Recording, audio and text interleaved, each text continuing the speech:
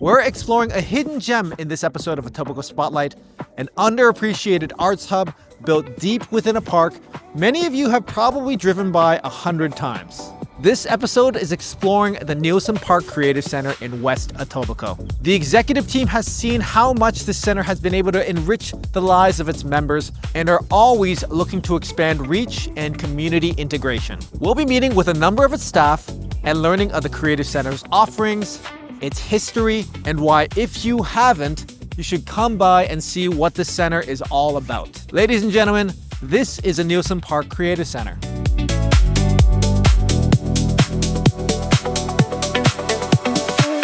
Okay, so we're starting our conversation here with Petra, who is the executive director here at the Neilson Park Creative Centre. Petra, maybe could you start off by telling us a little bit about yourself? Sure. I've been at Neilson Park for about 8 years, and I'm an artist, and I'm an amateur musician. So this job comes really naturally to me, especially the visual art part. And I love my job here at the beautiful facility. Okay, and were you a member at the Creative Centre before this? I was not located in Toronto. I moved here for this specific position. I was in Guelph, leading a different arts organization at the time. But then the job here drew me back to Toronto. Wow. Mm-hmm. And what kind of art do you do? So I started off as a painter, and I did a lot of drawing as well. And then the years kind of rolled on, and I started getting into 3D. So I ended up doing a lot of installation-based work, working with lead and steel, doing a lot of welding. So, my shows ended up being a combination of 2 and 3D works.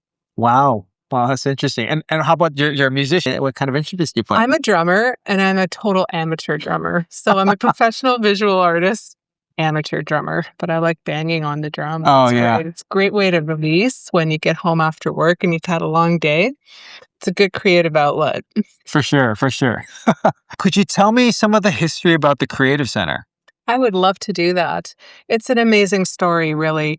So the center was built in 1992, and it was specifically built for us, for our resident groups. So we have 6 resident groups here. So along with having all the community members that want to come in and enjoy what we offer, we have permanent resident groups. And they advocated the city to build them a facility in this park. And the city did. So kudos to the city for doing that. And they provided us with this wonderful facility. Before the facility, there was a derelict house on the property in Neilson Park. And it was actually home to one of our resident groups before the center was built. And because it was in such disrepair and it was probably bordering on, being barred to the public, they went and they asked for this building and they got it. Wow. Yeah. So was that house part of the park, or was it like its own separate lot? It must have been part of the park because the city was able to tear it down.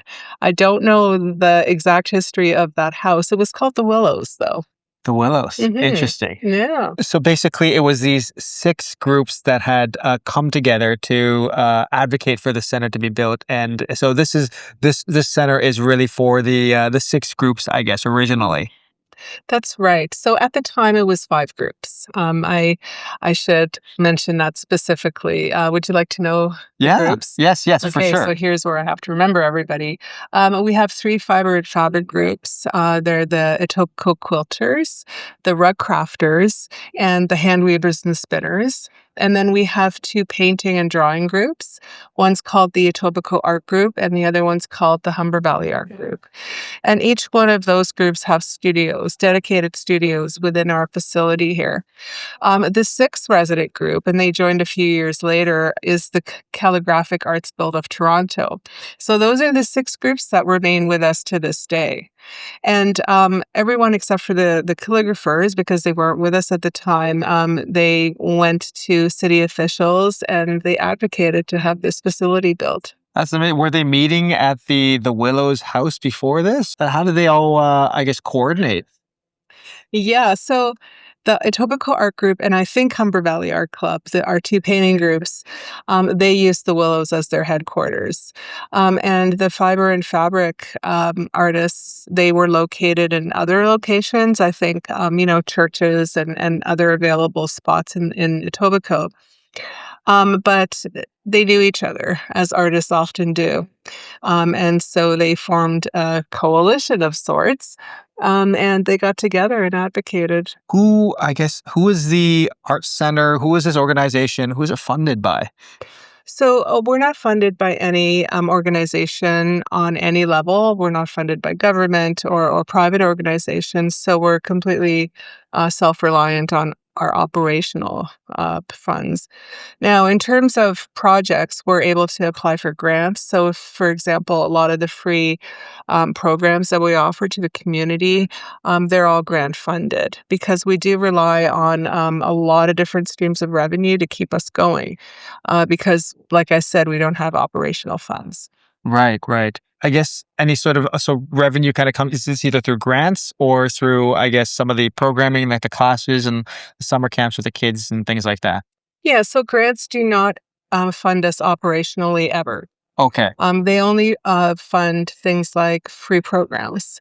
So, for example, if we get a grant to offer free calligraphy classes, that grant would only cover expenses like teaching, um, providing the studios for the teaching and for the classes and materials. There's not any true operating funds coming our way. So the way we generate income so that we can pay for us to be here is through a lot of fundraising, a lot of our fee-based programming, things like our space. So the exhibition that you see behind us, that's a source of revenue in that we rent out the gallery. And we rotate the shows every 3 weeks. It's a very high turnover, every 3 weeks to have an install and a deinstall. Lots of work for us. We love doing it, but it's also a stream of revenue. And then we have other sources of revenue too. Like we have memberships, which all our resident group members pay. It's very inexpensive. And the programs that we offer to the community, there's no membership required for Neilson Park Creative Centre. I want to stress that. Yeah. What does a member receive out of the membership? Yeah, so first of all, if you're brand new to the organization, the first year is free. So that gives you a chance to check us out and see if you like us, which most people do. Most people love us. And then after that, it's $75 a year, which is very reasonable. Membership gives you access to our resident groups. And it also entitles you to free admission to some of the galleries in Toronto and also outside of Toronto, like the McMichael Gallery. It also gives you discounts on art materials. And starting this fall, it'll allow you to get 10% off any of our programs. Let's just say someone was interested, curious if they could become an entity, not involved in this. Like, for example, let's just say filmmaking or something. Mhm. Is there any openings to that? Is there any closed entities right now? It's funny you should ask. We're currently looking for resident groups to join us. We have space for a few more. And our criteria is basically that you have to be a registered non-for-profit because that's in our letters patent. It's stipulated that anyone who becomes a resident group here at Neilson Park Creative Centre has to be registered and have be a registered non-for-profit. Our facilities are amazing, but they're limited. So depending on what kind of arts this organization does, it might be appropriate, it might not. For example, to have a group that focuses on dance might not work just because we don't have the facilities for that. But certainly things like photography or maybe music or a lot of other, mediums. Definitely. We'd love to hear from you. We also have an application right on our website. to apply to become a resident group. It's that easy. What is the mission of the Creative Center? Yeah, so our mission is to serve as an inclusive arts hub that meets the creative needs of the community by facilitating artistic expression through education, exhibition, and events. Okay. And do you feel like you can support more of the community? Like, is the community geographically based, or is it more just like interest based? It's interest based. We do have people come from all over Toronto. I've talked to a few people that journey from Scarborough, which wow, those people are dedicated to come all the way from Scarborough. I mean, of course, organizations are typically reliant on their sort of very immediate neighborhoods for to support our events and programs and whatnot. But we do have people traveling, the extra miles to come visit us. What is your vision for the Creative Center over the next 3 to 5 years? How would you like to see it grow and grow its membership? Yeah, so what we're doing right now is we're continuing our conversations with the community because we need to learn to see what our community, both immediate and outlying, what people want. What kind of programs do they want? What are their creative needs? What levels are they at? What would entice them to come here? And so we really are serving our communities. And by learning from them and through them, we can then develop our programs. Have there been any famous or renowned artists that have come through the Arts Center over the years? So, just recently, would you believe we had a painter by the name of Andrew Sukra enroll or apply to become one of the Canadian Landscape Painters of the Year? You know, that show that the CDC airs. Okay. Um, and he's one of our teachers, by the way, and he became a finalist in that series. Wow. He didn't win the whole thing. He should have, in my very, opinionated point of view. But he was on that TV show. And so not only is he an amazing artist, but he's also a TV star. Wow. Wow. Yeah, You got a celebrity in the center now, eh? definitely. Yeah. Well, Petra, thank you so much for taking the time, and I appreciate this, and I'm excited to see the center grow and you realize your vision over the next few years. Thank you so much for your time. It's been a pleasure, Jonathan. Thank you, Petra. And we're now talking with Alex, who is the marketing manager here at the Neilson Park Creative Centre. Alex, could you tell us a little bit about yourself? For sure. So my name is Alex. I'm the marketing manager here at Neilson Park Creative Centre. I've been here for about 3 years now. When I first started, I was actually the engagement coordinator. So really cool that I've had the opportunity to grow in my role here. But yeah. Outside of handling marketing, what else do you do here? In addition to marketing, there are a number of things that I do, and I'd say the same could be said for each of the members on the team. Naturally, I think at an art center, it attracts people who are multidisciplinary. They have a bunch of other, like a very wide range of skills. And in the case for myself, there's been a few times where I've taught classes here, taught art classes. I've also have really tried to just one-on-one build connections with a lot of the artists here. A big thing is making people feel comfortable. And with myself being an artist, I think that goes a long way, especially when it comes to like advocating for other artists and yeah, just making sure they feel welcome and safe in the space. Great, great. What kind of mediums of art do you practice in yourself? Yeah, so primarily I work with a lot of acrylic paints, some mixed media, a bit of 3D printing, some sound stuff. Yeah. Oh, wow. Okay, so like multidisciplinary, I get. Yeah. Yeah. Cool, cool. So you talk about mentorship. What's it like to watch and grow people and children grow as young artists? It's probably one of my favorite things about the center and being here. Like firstly, being at the center, for a lot of us, we get to see a lot of kids rediscover the magic and power of art for the first time. We have programs that start as young as 5. So we'll see kids 5 years old taking their first art class and kind of, falling in love with it. And, we might see that same child come again year after year. And then, before you know it, they're in a teen program.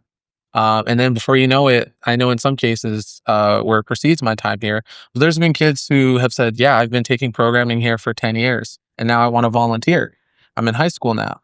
And in other cases, even older, where they're like, "I'm finishing up art school at OCAD, and I'm wondering if you guys are hiring art instructors." Like it's really cool to kind of see, that progression and see how like maybe just trying something out as like a young child can, for some people, become a lifelong passion. Oh, yeah. Do you think that everyone has an artistic side? Okay, so some people, won't agree, but I am one of those people. I do believe that. I do believe we all have, some sort of artistic side to ourselves.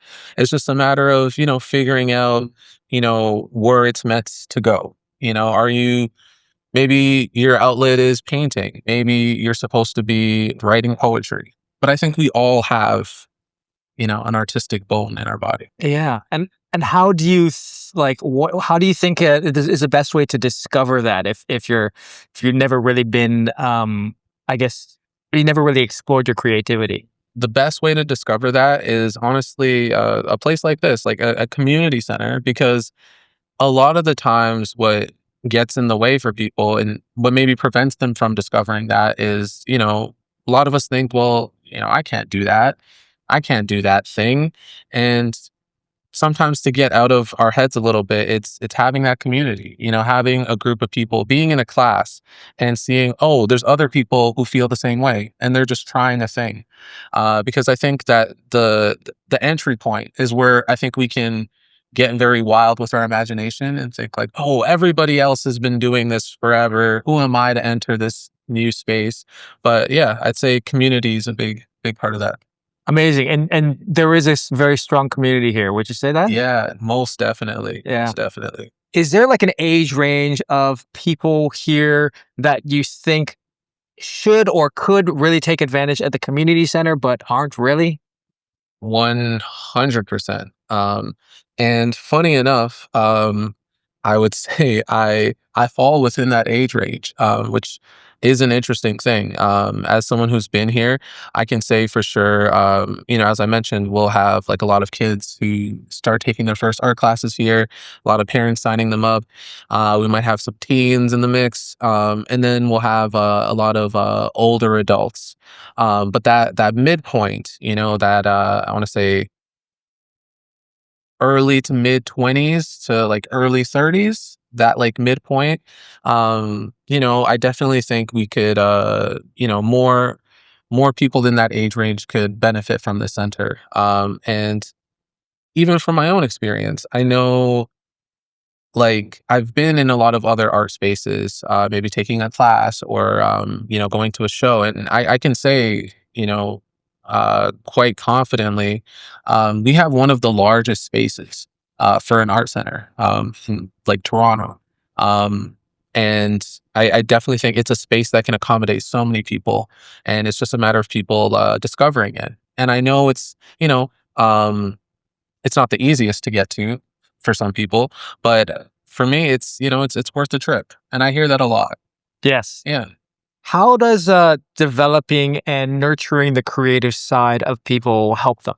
it's an outlet, and it's an outlet that I think a lot of people need. Like I think sometimes, we don't process things in a linear fashion. So whether it's intense, something very joyful, sometimes we don't know what to do with these feelings, right? And I think nurturing that creative side helps people also get more in tune and in touch with themselves and their own feelings and emotions, and being able to understand that it's like, okay, this is what I'm feeling, and being able to, whether you write something or you visualize something and document that in some way. I think it's an important thing, because there are things we feel that we can't just tell a friend. It needs to come out in some other way. Oh, that's pretty interesting. I never. So it's like it's a mix of, obviously there's like a therapy aspect to it, but also sometimes you just can't verbalize feelings. Then I guess, right? Yeah, And so for sure. there's like you're getting to know yourself, but also like, yeah, you're discovering yourself, and just sometimes you can't put feelings or thoughts into words, and it comes out through some other medium. Yeah, and I think one of like a big testament to that is we there might be like the ways that we think we're all alike, or we're all different, and you can get a large group of people together, and you can, whether it's you have a model posing, or you have a still life arranged with some fruits on a table, and you can have everybody in that class get to painting, and it's the same thing, and everybody's going to have a different result. And I think that speaks to those differences in how we process um, our feelings, information, the things we see, and the little ways that shows up differently for each of us. Amazing. Geographically, where do most of your members come from? Your visitors here? Geographically, I'd say honestly, a lot of them come from North and South Etobicoke primarily, but every now and then, people will surprise us, and whether it's like some of our singing programs, where we talk with people and they're like, "Hey, I'm coming here from Scarborough," so which is a pretty beautiful thing. But I'd say for the most part, a lot of our audience and our members are Etobicoke based, but yeah, we're the more the merrier. Yeah, for sure. How about, because you're right on the edge of Mississauga as well. Yes. Does anyone from Mississauga come here? Yes, how could I forget? Yes, a very sizable portion of people also come from Mississauga, and yeah, it's always nice when people discover this place, because generally people are pretty excited. In some cases, like, we have people who are like, yeah, like I live like 10 minutes away. I had like, what? I stumbled. It's like magic. It's like discovering like Narnia, and they're like, "Oh my goodness, I had no idea." So just that joy and that excitement, it's always really cool to see. Yeah, cool. You're funded by the city of Toronto, I believe. Sort of.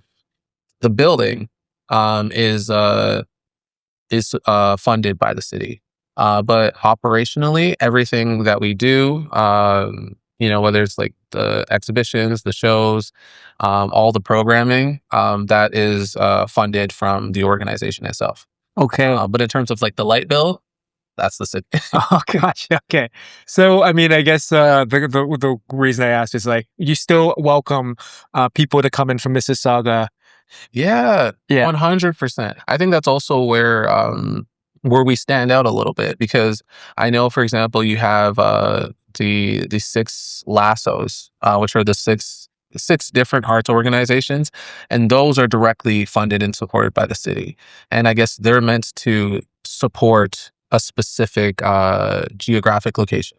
So you might have one art organization, and it's like they're meant to support Scarborough folks, one that's meant to support these folks over here. And because we don't necessarily have to abide by some of those protocols, we're able to serve anybody and everybody wherever they are. Right. Okay. Cool. I didn't even know the six lassos. I don't even know. Is that what is that? Yeah, so just off the top of my mind, I know, for example, Scarborough Arts. They're like the designated lasso for Scarborough. And then you have what is it? Lakeshore Arts, Urban Arts, what else? Arts Etobicoke.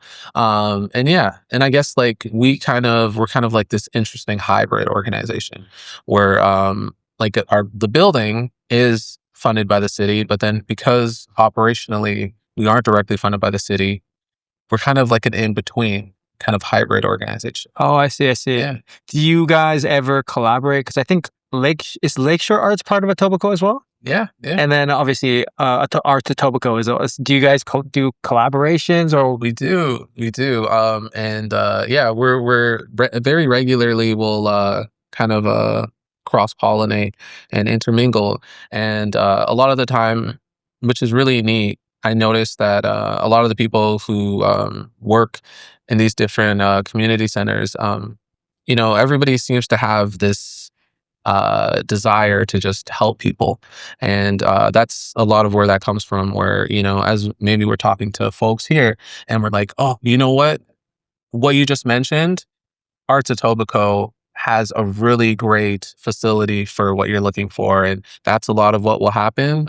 We might promote some of each other's events. Folks will come here and they'll be like, "Oh, we were recommended by Lakeshore Arts. They told us this is the place to go for this." And I think it all kind of comes from this place of putting people in the right direction where they can be supported and helped the best. Yeah. Okay. Cool. How much more do you think you could serve? I guess in terms of like, do you think you could double your membership, or is it, Yeah. Honestly, I think we could double our membership. Like it is, no joke. It's a large space. Even like for example, even the room we're in right now, which is called Studio C. There are art organizations that are smaller than this room. So I think, we have the space, we have the capacity to support, so many more people. So really what it comes down to is just, spreading the word, making sure people hear about us, they can discover us. And, and it also shines through in, the variety of offerings we have here, whether people, in a more, passive sense, they just want to see art. Every 3 weeks we have art exhibitions. You can just come by. Entry is free, walk around, see some artwork, and that's it. Or maybe you want to get a little more involved and you want to take an art class. We have those too.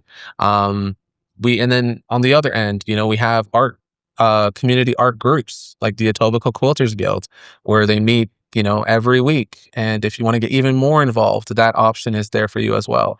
So even the fact that we have the means and services to support such a wide range of people, I think it can definitely support a lot more folks here. Amazing. Yeah. Well, Alex, thank you so much for your time. Yeah. And thank you for doing this. Of course. Yeah, thanks.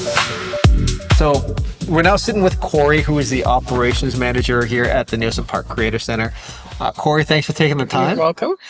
Could you tell me a little bit about yourself? My name is Corey Tarian. I'm the operations manager here at NPCC, and I've been here about 10 years. 10 years? Yep. Wow. Okay, so you've seen quite a bit of evolution here at the center. I have seen quite a bit of change. I have to say change for the positive. Oh, that's good. Yeah. That's good. What's the biggest change you've seen over the past 10 years?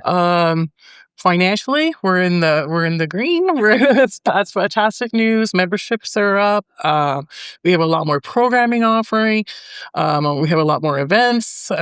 It's just it's very positive right now. Wow, that's great. That's great to hear. Yeah. And do you are you an artist yourself? I'm a calligrapher.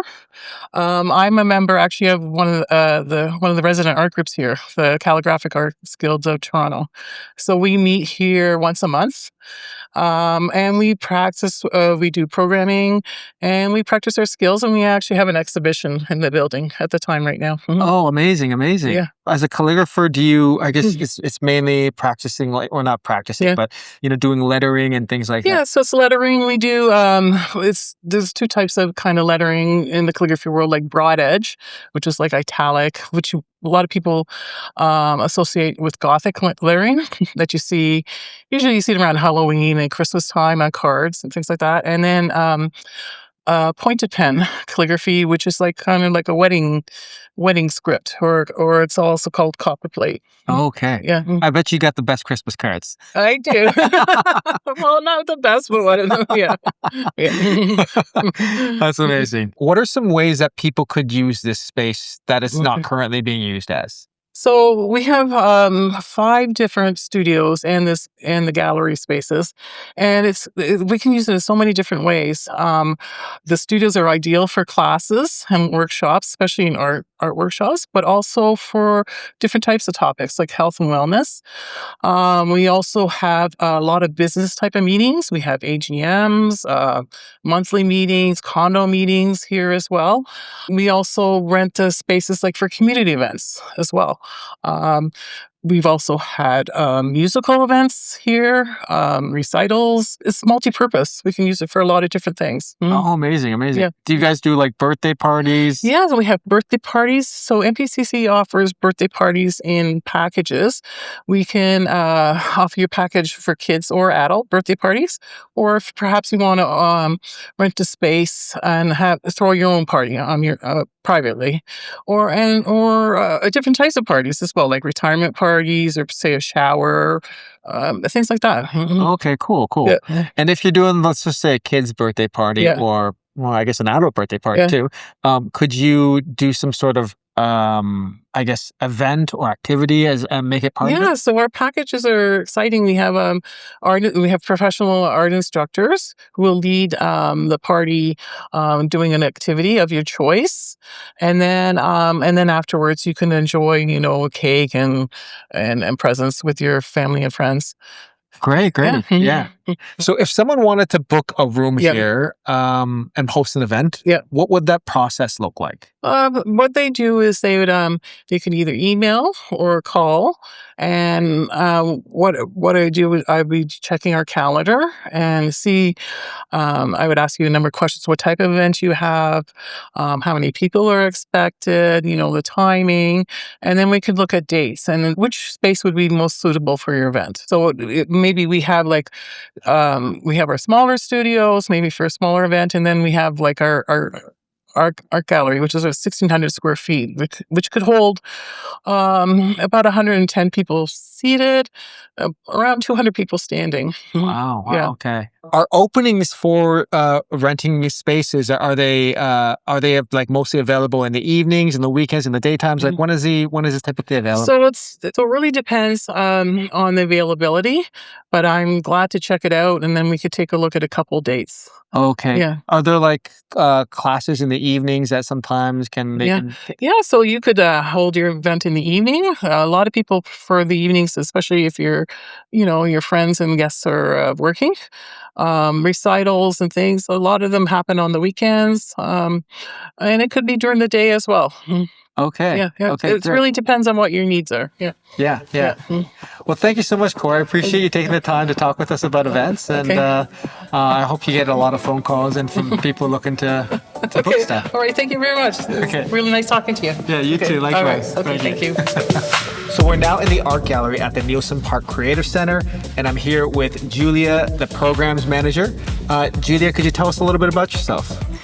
Yeah, welcome everyone. My name is Julia Ferrand. I'm the programs manager here at Neilson Park Creative Centre, and I've been here for almost 3 years to the day. It'll be the 20th of May. That's my anniversary. And it's been a pleasure to create programs here for the community, for everyone from ages 5 to 105. It works out to about 400 programs that I build each year and staff and run for everyone. And while one season is in session, I'm busy building the next one. Oh, amazing. Mhm. Amazing. Were you involved with the Creative Center before coming on with the staff? Actually, yes, my kids attended camps here, but I actually hadn't come through the doors until a little bit later.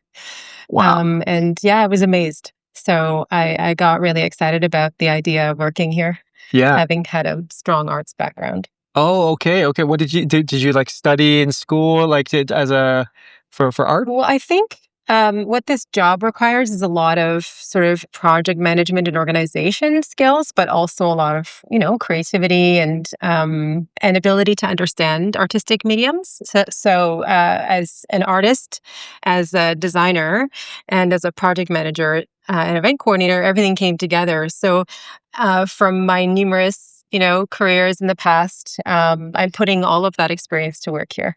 Oh, that's amazing. Yeah. So what kind of classes and programs are available here through the Arts Center? So all of our classes are based in either arts, because we're an arts first facility, or have an aspect of wellness involved to cater to an entire lifestyle that people are looking for when they come to the doors here. So we want to make sure that people are nurtured creatively, and we also want to make sure that they're feeling good when they come to the doors, that they have access to things like wellness workshops and movement activities. But first and foremost, they have access to the art that they love to create. So my programming supports a variety of different artistic mediums. So everything from fiber and textiles to printmaking to paint, collage. The list goes on. And every season, there's a good combination of what, we might think are the staple sort of themes in art that we want to make available for people to learn, and also some unique workshops with some very creative individuals to always offer something new and exciting. Okay, cool. So that's interesting. You mentioned wellness. Is this like physical wellness, like yoga classes, or what is it? It's more a combination of maybe being in a class where it's not so much about the technical aspect or being a professional artist, but more about accessing art to feel good and to make sure that you are present in the moment and focused on just the experience of creating. And then, of course, other classes are geared towards, stronger skill development and really getting better and growing in a particular medium. So, and for children, of course, it's different. We consider all children to be beginners, and that's the way we like it because they are. And so we want to make sure that all the classes that we offer for kids and all the camps allow them to explore a variety of mediums so that they can have fun, make friends, and experiment and find out what they like. And what age range do your classes serve? So our children's classes range, they're separated by age because we take care to pay attention to, the developmental stages of children. So we sort of divide them up so that we can tailor our projects to the abilities and, consider things like, your fine motor skills and where you're at, developmentally. So ages 5 to 7, 7 to 9, 9 to 11, and 11 to 14 are usually how we divide children's classes. And adult classes are 18 plus. Oh, okay. Mhm. Okay. Great. Where do you guys find your teachers from? I like to engage artists in the community. It's, I think, very, very important to make sure that our local artists are working and sharing their skills and being part of community development. We are a community center as well as an art center, so that matters a lot. But there are some classes that, I like to incorporate into the program that are a little bit different or experimental or adventurous. I have had some online sessions with great oil painters in Iceland, or take inspiration from certain cultural artworks and media, and introduce an artist to the center who specializes in that field. Wow. So yeah, I guess most of your artists, most of your teachers here, Yeah. they are Canadian, of course, but you guys have worked with people from all around the world then. Well, sometimes, but yeah, they're mostly local artists. I think people identify with their culture in different ways, and we like to celebrate that here. So in terms of local artists, it's very exciting to be able to offer programming to the community that's inspired by and run by a variety of artists who are connected to a variety of different ethnic and cultural communities. Okay, cool. Outside of these sort of, I guess, typical art mediums, what other sort of classes do you guys offer? Well, we have a lot to offer. Like I said, I create over 450 programs a year, but it doesn't stop there. So, a person can come in and select from the variety of things that we have in our catalog. But we also house 6 different creative guilds here at the center who have been with us for as long as the center has been around. This building, we've been here for 33 years. And and they are the foundation of who we are, and we work together. So those guilds also offer programming, and people in the community can actually join a guild and then access all of the classes that they offer as well. So they can specialize further in textile and fiber art, quilting, calligraphy, watercolor, printmaking, painting. The list goes on. And, within those groups, there's a lot of skill sharing too. And we make sure that we have open studio sessions where everybody can come together so that there's a lot of cross-pollination of artistic knowledge. Cool. So Alex mentioned 6 Lassos across Toronto, but these guilds they're separate, just to clarify. They're right? not the same at all. So these guilds are housed here at Neilson Park Creative Centre. So you will find at different days of the week a number of very active studios with either, the Humber Valley Art Club, the Etobicoke Hand Weavers and Spinners, the Etobicoke Artists Group, the Calligraphers. You would be able to come in and see, what's going on in the center, get a chance to learn more. In our program, we also have a description of all of the guilds. So if anybody is curious, they can certainly come in and we'd be happy to give them a tour. Amazing. What class or program do you think would be good for an adult who is an absolute beginner artist, but is looking to explore their creativity? There are 2 ways you can go if you're an absolute beginner, and we offer both. It just depends on who you are as a person and how deep you want to go. So I have 2 sort of streams that I can channel a beginner into.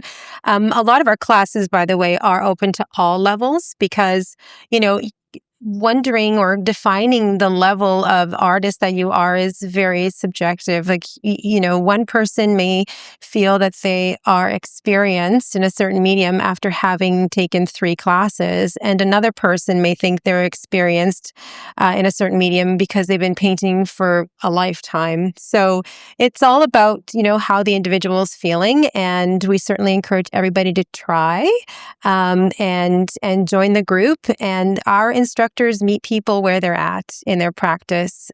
So, a beginner might enjoy joining a class with a master watercolorist because they will then get the real goods on the foundational knowledge that they need, and through example and practice, be exposed to all of the skills by observing a professional, right? And also getting constructive critique and support, and being with other people in the room who are also on the journey and their own journey, right? And then we also have classes with artists who themselves are not necessarily masters, but wonderful experimenters and communicators, and really engage people as beginners in a really kind of accessible and zero expectation sort of way, where in terms of the commitment to the course, it's accessible and it's sort of more loosely paced, and maybe doesn't go on for as long, so they can try and experiment but not have to commit for such a long period of time, but then gain confidence, and when they're ready can then transition into a class that has a little bit more complexity. Cool. Well, I appreciate your time so much, Julia. My pleasure. Thank you so much, and it was Thank you. great sitting Thanks with for you. coming. Thank you.